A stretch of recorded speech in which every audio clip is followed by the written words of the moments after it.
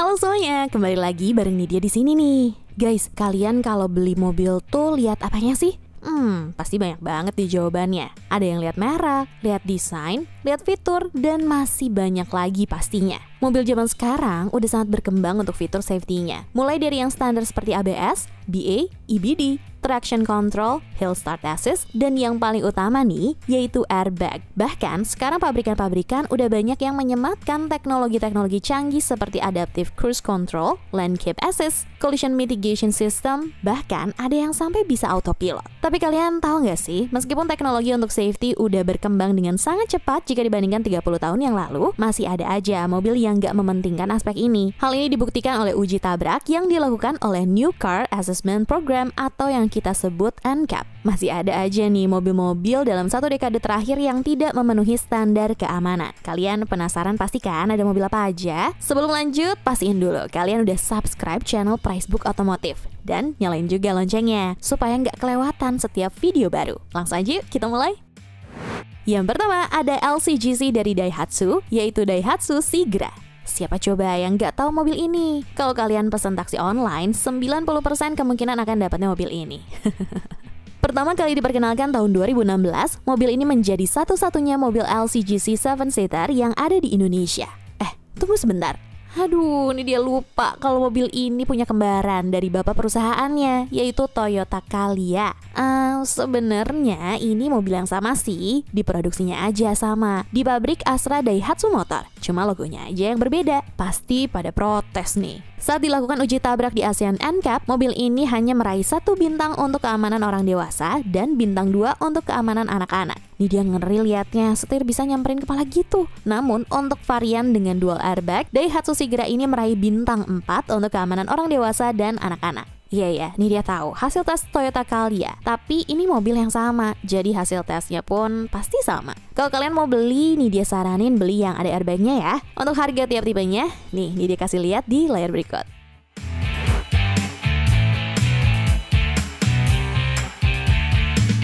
Selanjutnya ada kakak dari Daihatsu Sigra, yaitu Daihatsu Ayla. Mobil yang pertama kali diluncurkan tahun 2013 ini juga cukup digemari di negeri kita tercinta ini. Awalnya Ayla ini diperkenalkan melalui Daihatsu A Concept. Mobil konsep ini didesain oleh orang Indonesia loh. Mobil konsep ini bentuknya bagus, namun setelah mau masuk ke tahap produksi dan melalui hitung-hitungan pabrik, jadi jelek. Memiliki dua pilihan mesin berkapasitas 1000 cc dan 1200 cc, Daihatsu Ayla ini memiliki rentang harga yang cukup terjangkau guys. Namun di balik harganya yang terjangkau itu, kalian perlu perhatikan juga fitur-fiturnya, karena fitur keamanan seperti airbag dan ABS tidak menjadi standar di mobil ini. Sebel deh.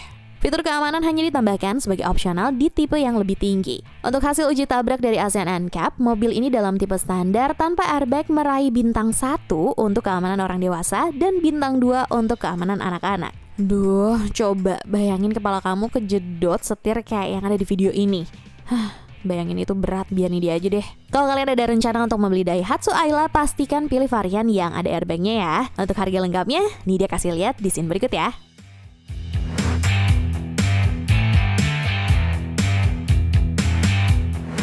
Selanjutnya ada mobil asal merek Prancis, yaitu Renault Kwid. Masih bisa dibilang Prancis nggak ya? Kalau Renault Sport sih emang asli Prancis, tapi kalau Renault kayaknya udah blasteran India deh. Renault Kwid pertama kali meluncur di Indonesia tahun 2016. Meskipun berbentuk SUV, namun Renault Kwid ini memiliki dimensi yang sangat kompak. Mobil ini hanya memiliki panjang tidak lebih dari 3,8 meter dan lebar tidak lebih dari 1,6 meter. Renault Kwid ini pertama kali diperkenalkan hanya memiliki pilihan mesin berkapasitas 1000 cc dan transmisi manual. Namun di tahun 2020, Kwid ini mendapatkan model baru dan transmisi baru, yaitu AMT. Ya, nggak metik sepenuhnya sih. Setelah model baru ini, Renault menyebut mobil ini menjadi Kwid Climber, atau disingkat aja jadi Renault Climber ya. Meskipun memiliki dimensi dan mesin yang setara LCGC, namun mobil ini tidak dimasukkan ke dalam skema LCGC karena mobil ini CBU dari India. Namun untuk Renault Kwid generasi pertama yang ada di Indonesia, cukup memprihatinkan deh soal keamanannya. Awalnya Kwid ini hanya dilengkapi oleh 1 airbag di bagian supir. Kalau kamu bawa pacar, bisa-bisa lewat tuh kalau nggak ada airbag di sisi penumpang. Varian single airbag ini hanya mendapatkan bintang 1 saat dites oleh Global NCAP. Bahkan nilainya 0 besar dari 17. Ngeri banget ya. Melihat hal ini kemudian Renault melakukan improvement dengan menjadikan dual airbag sebagai standar. Namun hasilnya cuma nambah 1 bintang. Tapi kalau kalian penasaran pengen nyobain mobil blasteran Perancis India ini, nih dia kasih harga lengkapnya ya.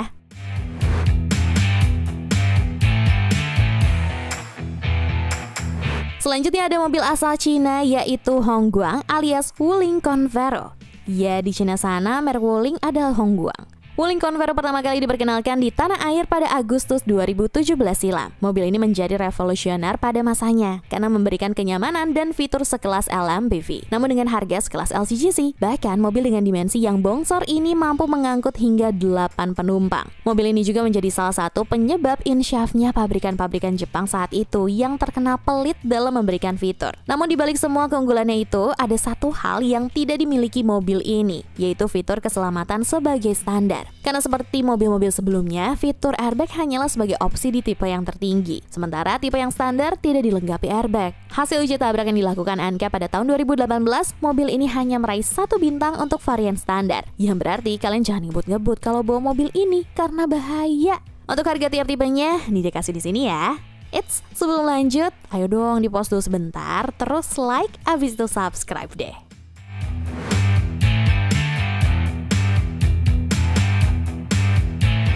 Yang terakhir ada merek yang sudah goodbye, yaitu Datsun. Sebenarnya Datsun ini dahulu merupakan brand divisi tertingginya Nissan. Tapi kenapa malah di-rebrand jadi mobil murah? Bingung deh. Datsun Go pertama kali diperkenalkan ke dunia pada 2014 silam dengan tujuan untuk menyaingi duo Ayla Agya. Memang kalau secara desain eksterior sih ya terlihat lebih bagus dari duo itu. Cuma sisanya lebih Sebagai salah satu contoh, mesin 1200cc yang digendong Datsun Go ini memiliki tenaga yang setara dengan Daihatsu Ayla 1000cc. Berharap dapat mendobrak dominasi Ayla Agya, namun sepertinya nasib sial harus dialami oleh Datsun. Pasalnya, Datsun malah menyerah dan mengumumkan stop produksi mulai Januari 2020. Tapi untuk kamu yang sedang memelihara atau niat membeli Datsun second, jangan khawatir, karena kamu masih bisa mendapatkan layanan after sales di bengkel resmi Nissan. Jika Agya dan Ayla memberikan opsi varian yang ada airbagnya, Datsun ini tidak sama sekali. Hasil NCAP dari Datsun Go ini, lihat aja sendiri deh. Bahkan pilar A sampai membentur ke kepala supir. Ngeri ya. Bahkan kayaknya itu penumpang dan mobil gancet akibat efek dari uji tabrak tersebut. Namun setelah itu, Datsun memberikan improvement, yaitu 1 airbag di sisi pengemudi. Iya, 1 airbag. Kamu nggak salah dengar. Ya hasilnya juga nggak signifikan banget, karena Datsun Go dengan single airbag ini hanya mendapatkan bintang 2 untuk uji tabrak. Mungkin ini juga kali ya yang bikin Datsun ini nggak laku di pasaran, sampai akhirnya menyerah. Airbag itu penting ya guys untuk keamanan selama berkendara. Awas aja kalau ada yang bilang nyawa itu di tangan Tuhan, bukan di tangan airbag. Coba itu orangnya disuruh berdiri aja di tengah jalan tol sambil bilang nyawa di tangan Tuhan. Paling juga nggak lama dicium bemper Avanza. Udah ya, ini dia pamit dulu. Ciao Bella.